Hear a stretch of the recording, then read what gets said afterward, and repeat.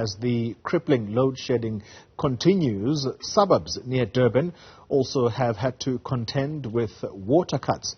This is due to damaged infrastructure. This comes at a time when an intense heat wave is being experienced, making life very, very unbearable. Newzoom Afrika's Karinda Jagmohan is following the story for us, and she joins us live. Karinda, good morning to you. It looks extremely hot and uncomfortable where you are. I'm not sure how many degrees it is, but the residents surely could use some water to cool down, but is there any?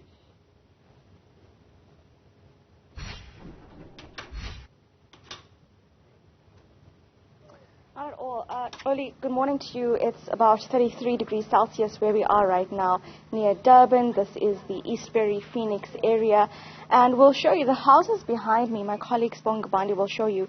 The matter is also about power outages. So in the midst of load shedding, these houses also don't have electricity, and up until this point the electricity outage has went over 30 hours. They also have water shedding. Remember, following the April floods there was water shedding that began on a schedule, so they experienced that. So at night they don't have water either. But what some of the residents who live here told us is that around us some houses are connected to electricity and some aren't, and this is going on for hours at a time. So they're unclear exactly what is the issue here with the infrastructure.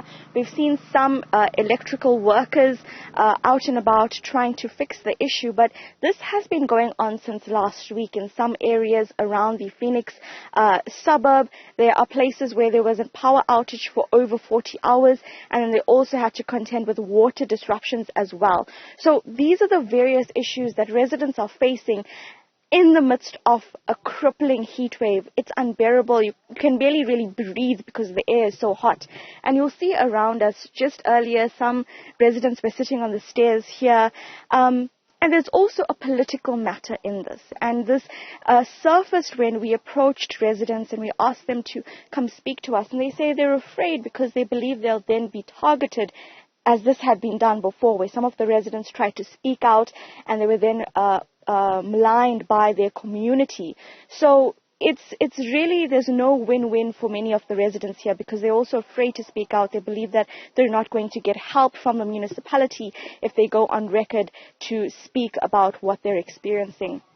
That has been happening as last week the eThekwini municipality mayor in a media briefing said that he's aware of infrastructure being damaged, specifically water infrastructure.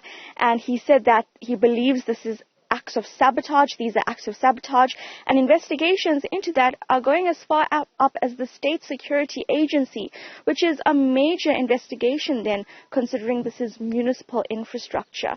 So there we have it around Durban. The mayor believes there's acts of sabotage to infrastructure that's now being investigated by the SSA. The residents on the ground are coping with a lack, or trying to cope with a lack of service delivery for both electricity and water, two essential resources to carry out your daily lives. At this point, we're told that residents are throwing away food that's been in their fridge. This is meat and milk that's rotting and any other kinds of food. So it's also putting more on their pockets, and of course we know there's an economic crisis at play around the country. It's just a number of various issues that are hitting this suburb all at the same time, with the sun as well, in terms of this blazing heat wave. And so at this point you can tell that many of those who live in this community specifically are feeling really despondent, and they don't know how to continue.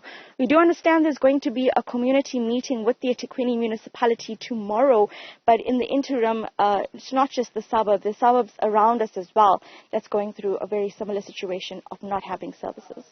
Karinda Jagmohan, thank you very much for the update.